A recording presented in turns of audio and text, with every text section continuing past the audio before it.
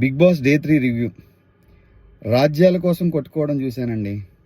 ఆడవాళ్ళ కోసం యుద్ధాలు చూశాను, పదవుల కోసం యుద్ధాలు చూశాను. కానీ ఈ గుడ్డు కోసం బిగ్ బాస్ 9లోనే చూస్తున్నానండి ఎంత పెద్ద యుద్ధం.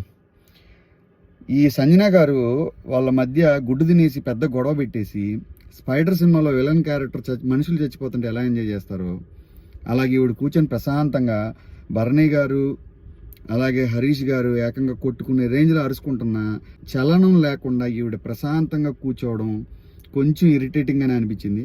ఆవిడ నిజంగానే హెల్త్ ఇష్యూ వల్ల 5 months బేబీ ఇంట్లో ఉండడం వల్ల అలా బిహేవ్ చేస్తున్నారా, లేకపోతే ఆవిడ క్యారెక్టరే అదా, లేకపోతే ఆవిడ గేమ్ అదా? ఎందుకంటే కన్నడలో కూడా ఆవిడ 2 weeks ఉండొచ్చారు.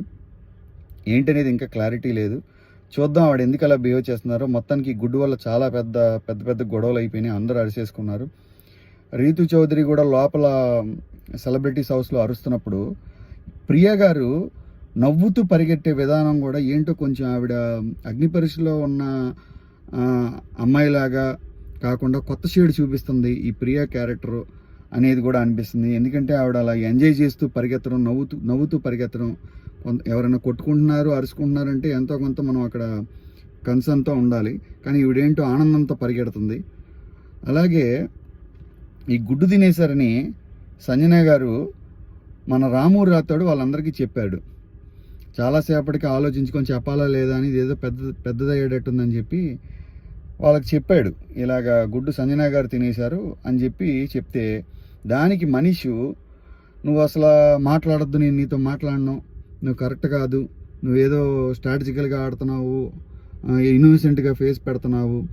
ఆ మనిషి పొద్దున్న లెగిస్తే బిగ్ బాస్లో అత్యంత కష్టమైన టాస్క్ బట్టలు ఉతుకోవడం అనే పని తీసుకొని అందరి బట్టలు 15 మంది బట్టలు ఒక్కడే ఉతికి ఆరేసి ఐరన్ చేసి ఇస్తున్నాడు. ఆ మనిషిని ఒక ఎంకరేజ్మెంట్ లేకపోయినా పర్లేదు, డిస్కరేజ్ చేస్తున్నట్టుగా అనిపిస్తుంది మనీష్ గారు. ఏదేమైనప్పటికీ ఫైనల్లీ ఈ గుడ్డు పెట్టిన కోడి కూడా సిగ్గుపడినట్టుగా గొడవ పడ్డారండి నిన్న ఎపిసోడ్లో. అయితే ఈరోజు ఎపిసోడ్లో ఏం జరిగిద్దో చూసి రేపు మీ ముందుకు వస్తాను. బాయ్.